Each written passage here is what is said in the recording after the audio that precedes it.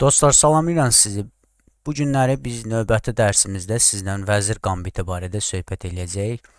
Vəzir qambiti də şah qambiti kimi burada ilkin gedişdə piyada qurban eləyirsiniz. Vəzir qambitində vəzirin piyadasını önə etməklə başlayır. Növbəti gedişdə rəqiblər artıq görürsünüz ki, Y5 eləyə bilmir, çünki bizim piyadamız götürür. Ona görə də məcbur olur ki, rəqib D5 gediş eləsin. Bizim isə növbəti gedişimiz C4 gedişidir. Bu nə üçündür? Bu qaraların mərkəzdə olan piyadasını kənara çəkmək üçündür və mərkəzdə ağların iki piyadasının mövcudluğu, həmçinin də C şaquli xəttinin açılmağı üçündür. Əgər burada rəqib həmin piyadanı götürsə, biz növbəti gedişdə yenə filimizin önünü açmaq üçün Y3 gediş eləyirik.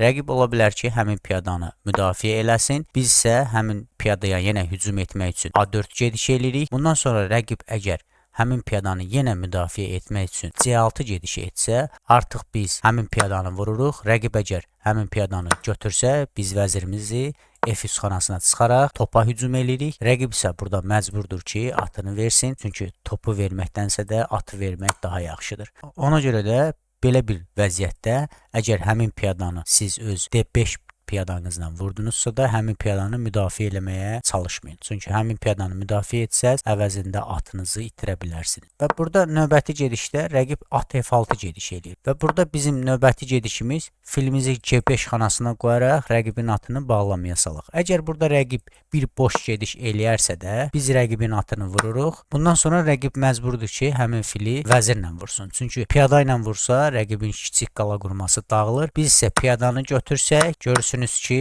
bir piyada önə keçir və rəqibin mərkəzində heç bir piyada qalmadı.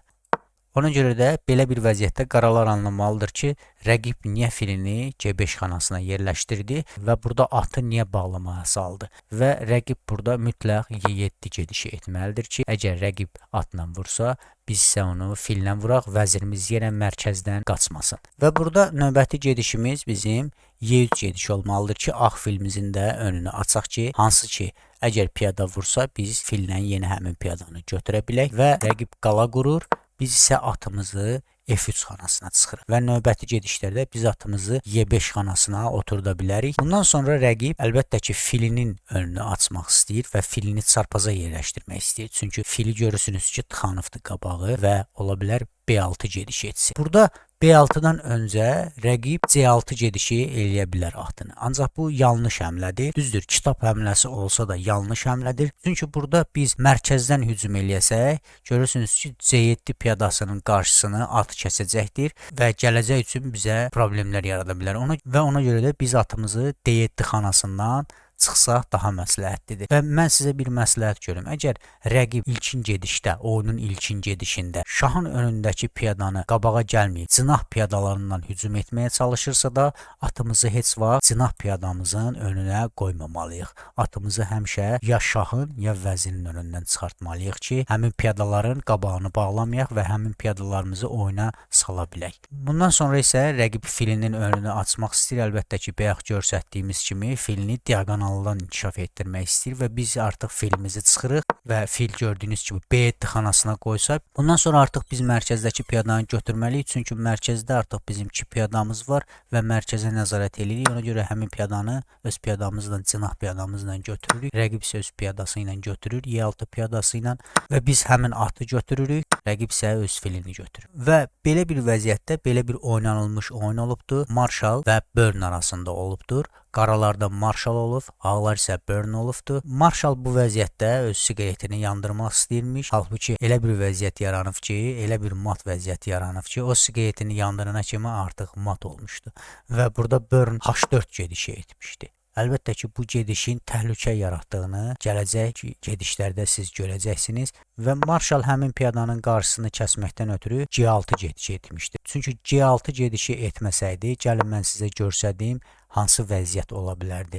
Əgər burada Marshal C6 yox, atını D7 xanasına yerləşdirsəydi, Burn burada filini qurban verəcəkdi. Əlbəttə ki, və rəqib burada əgər onu şahla götürsə, atla şah verəcəkdi. Fil əgər o atı götürsə, piyada ilə həmin fili götürərək açaraq şah verirdi. Şah əlbəttə ki, geri qayıdacaqdı. Bundan sonra rəqib vəzirini oynaya bilərdi və rəqib əgər həmin piyadaya hücum etsə, biz piyadamızı önə çəkərək şahın F7 xanasından çıxmağının qarşısını alacaqdıq və rəqib neynəsə də biz artıq bir gedişə burada mat eləyirdik. Ona görə də marşal həmin gedişin qarşısını almaqdan ötürü C6 gedişi etmişdi. Və bundan sonra rəqib yenə H5 gediş eləyib həmin piyadaya hücum etmişdi və burada marşal topunu oynamışdı Y8 xanasına. Burada isə rəqib həmin piyadanı götürmüşdü. Düzdür, burada həmin piyadanı F7 piyadası ilə götürə bilərdi. Ancaq F7 piyadası ilə götürsəydi, şah cınahı mərkəzdən hücumçusunu zəifləyəcəkdi. Ona görə də marşal onu künc piyadası ilə götürmüşdü. Və bundan sonra Börn öz vəzirini C2 xanasından yerləşdirərək həmin piyadaya 2 qat hücum etmişdi fillə. Rəqib isə öz filini G7 xanasına yerləşdirmişdi. Börn isə burada filini qurban vermişdi. Rəqib əlbəttə ki, həmin fili öz piyadası ilə götürmüşdü və Börn burada həmin piyadanın vəzirindən götürmüşdü. Bundan sonra gördüyünüz kimi rəqibin artıq şah cınahı bir dənə piyadası yoxdur.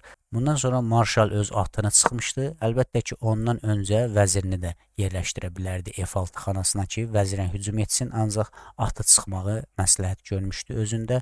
Börnün burada gedişi atını C5 xanasına qoymağı idi. Və marşal növbəti gedişdə öz vəzirini F6 xanasına yerləşdirsə də, Börn burada topunu qurban vermişdi. Rəqib artıq məcburdur ki, o topu götürsün və növbəti gedişdə Börn H7 xanasından rəqibi mat etmişdi. Bu günləri biz vəzir qambiti barədə söhbət elədik. Vəzir qambitini növbəti davam yollarını inşallah növbəti videolarımda görəcəksiniz.